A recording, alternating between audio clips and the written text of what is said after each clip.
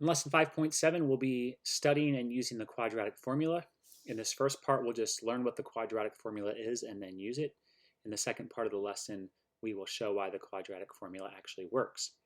So quadratic equation, we've been doing this throughout this chapter. Ax squared plus bx plus c equals 0, where a cannot equal 0 because if a were equal to 0, this term wouldn't even be necessary to write. So far, these are the ways we've been able to solve quadratic functions depending on how they're set up. Factoring, and that is usually the quickest and easiest way if it's possible to factor. The square root method, completing the square, and today we're going to talk about the quadratic formula. So here is the quadratic formula.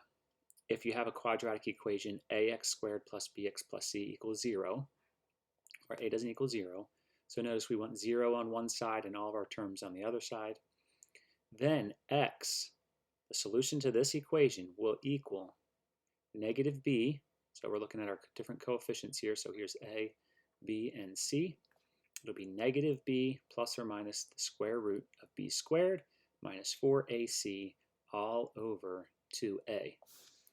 So we're going to go ahead and do a couple examples here. I don't have the quadratic formula written on this screen, so let me write it here. So x, when we have a quadratic equation, x is going to be negative b plus or minus the square root of b squared minus 4ac over 2a. You need to know this formula. So we are going to use the quadratic formula. What you want to do first is make sure it's in this form, which I already mentioned, 0 on one side, all terms on the other. Make sure you know your values of a, b, and c. A, b, and c could be negative, so look for negatives. Plug in the values into the formula, and then we're going to simplify as much as we can. So here we go. This is in the form that we want it. Our a, so nothing's written here in front of x squared, so a is 1, that's the coefficient. B is negative 12, and then c is equal to 4. And we can plug that right into the quadratic formula. So we have x equals negative b. So again, we're using this. So negative 12, it's negative b, plus or minus the square root of negative 12 squared minus 4 times a, which was 1, times c, which is 4, all over 2 times a, which is 1. So we plugged it in. Now we just simplify. So we have x equals, right here, negative 12 is just positive 12, plus or minus the square root, we have 144. Negative 12 squared is 144.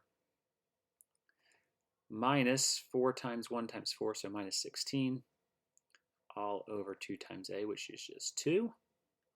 So x equals 12 plus or minus 144 minus 16 is 128. So the square root of 128 all over 2. We do want to try to simplify our radical here. So 128, 4 goes into that 32 times. So it's 2 times 2. 32 is 4 times 8. So another 2 and 2. And then 8, hopefully you know, is 2 times 2 times 2. So we can think of the square root of 128 as 2 to the 7th, which when we've been simplifying, we've been just looking at the perfect squares here. So we need 2 to the 7th, so we've been doing 2 squared times 2 squared times 2 squared times 2 all over 2. So we can finish this off, probably not, 12 plus or minus. Well, the square root of 2 squared is 2, so we have 1, 2, 3 2's out here. So 2 times 2 times 2 is 8 times the square root of 2 all over 2. We can actually simplify one more thing here. We can factor a 2 out of this top. We can actually factor out a 4, but all we need is the 2 because we're going to cancel it with the 2 on the bottom. So factoring that 2 out,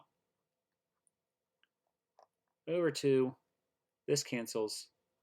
And so our answer is 6 plus or minus 4 root 2. So that's using the quadratic formula. It's really easy to plug in, put the values in, simplify. Really the hardest part was probably simplifying the square root of 128. Next one. We have this in the form that we want it. So a is equal to 1, b is equal to negative 30, and c is equal to 221. And we can use the quadratic formula, so we're going to plug things in here. So we have x equals negative 30, so that happened again, plus or minus negative 30 squared minus 4 times a, which was 1, times c, which is 221, all over 2 times 1, so 2a. And now we're just going to do some simplifying.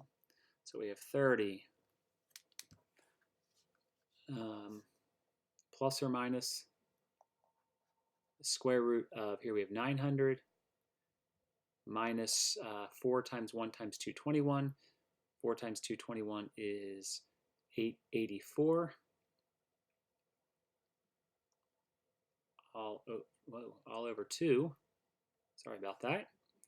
So x equals 30 plus or minus 900 minus 884 is 16.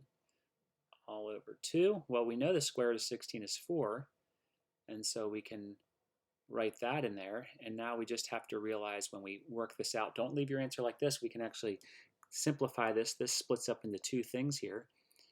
We have x equals 30 plus 4 over 2, or x equals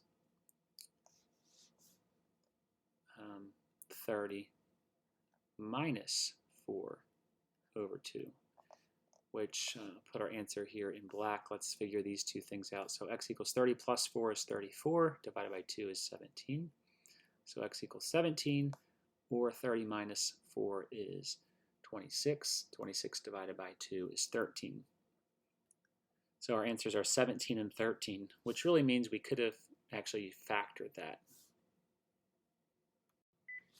Continuing to a couple other examples, this one here, this is already in the form that we want, set equal to 0. So we can say a is equal to 1, b is equal to negative 6, and c is equal to negative 2.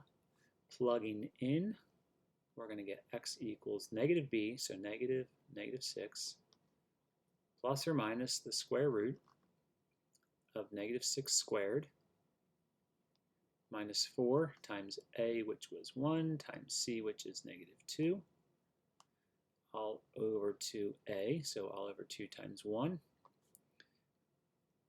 And we get 6 plus or minus the square root. Here we have 36. We have minus, but then we're multiplying by a negative, so this is going to be plus 8. All over 2. That's 44 in the square root. 6 plus or minus the root 44 over 2. Well, 44 is simply 4 times 11.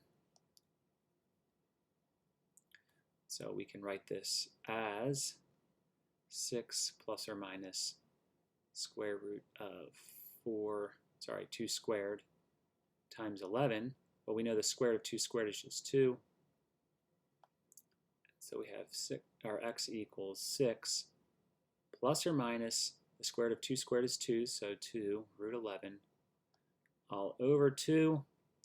And since we see 2 can go into both of these, we're going to go ahead and factor 2 out. So 2, 3 plus or minus root 11 all over 2.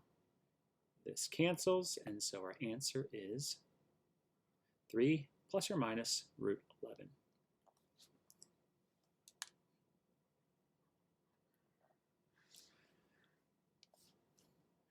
And our last example here,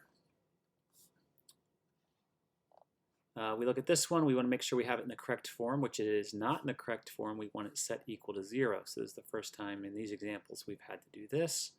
We're going to subtract 5 from both sides, which now gives us x squared minus 9x minus 5, sorry, plus 9x minus 5 equals 0. Quadratic formula, a is equal to 1. I know in all of our examples it's been equal to 1. It will not always be that case. B is equal to 9, and C is equal to negative 5. Plugging into the quadratic formula, x equals negative b, so negative 9, plus or minus the square root of b squared, minus 4 times a, which is 1, times c, which is negative 5, all over 2 over, or 2a, so 2 times 1. So x equals negative 9 plus or minus the square root. This is 81. Negative and a negative is positive, so plus 20 all over 2. And I believe this will get us to our answer. So negative 9 plus or minus 80 plus 20 is 101. That does not simplify at all. And so there is the answer to that quadratic equation using the quadratic formula. Negative 9 plus or minus the square root of 101 over 2. And that is how you use the quadratic formula.